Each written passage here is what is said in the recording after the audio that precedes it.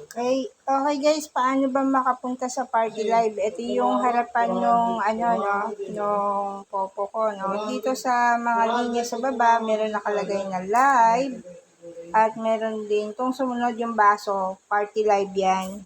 Yan. So dito, ayan, pwede kayong pumili diyan, hanap lang kayo ng may bakante. Usually punta kayo doon sa konti lang ang audience. Tayo ng konti lang. 63. Tayo, ang dami nilang audience, no? O, ito, tingnan natin ito. Yan. Yan.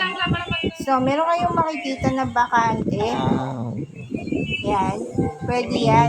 Pwede kayong umupo dyan. Para sa mga babae, 2, 3, 4. Para sa mga lalaki, 5, 6, 7, 8. Pipindutin nyo lang naman yan eh.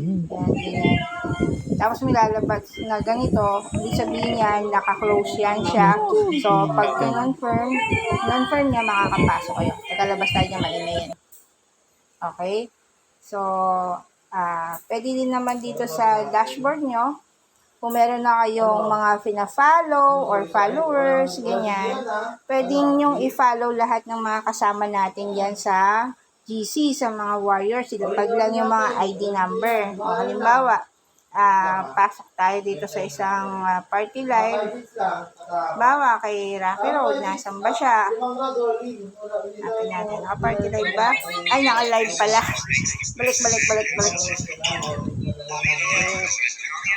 Hindi ako nakapag-out. Diba yan? Mali. Alam tayo na naka-party live. Live yun eh. Okay? Nako. Kaya itong bakante. Basta pag may bakante sa mga pina-follow nyo, pwede kayong umupo. Ito, private naman to. So, pwede nyo pindutin yung box. Pag pinindot nyo na ganyan, o yun, nakaupo ako, di ba? So, ibig sabihin, ganon, pwede kayong makiupo. Kaya mag-live ako, pasabihin ko yan. Yan. Okay? So, ganon, sa mga pinapollow nyo. Hindi nyo po yung mga ID number ng mga kasama natin para ma-research nyo. So, paano ba mag-research ng ID number? So, sample natin, kunyari, nawala ako. Punta kayo sa harapan, sa live, tapos dito kayo mag-search itong salamin nito, yan. Yan, pwede nyo i-type yung number, type nyo yung number na ganyan, o, tapos lalabas siya, ganyan, o, tapos, yan. Yan, nasa isang party live din siya, pwede na kayong pumasok yan, kung may bakante. Ganun lang po.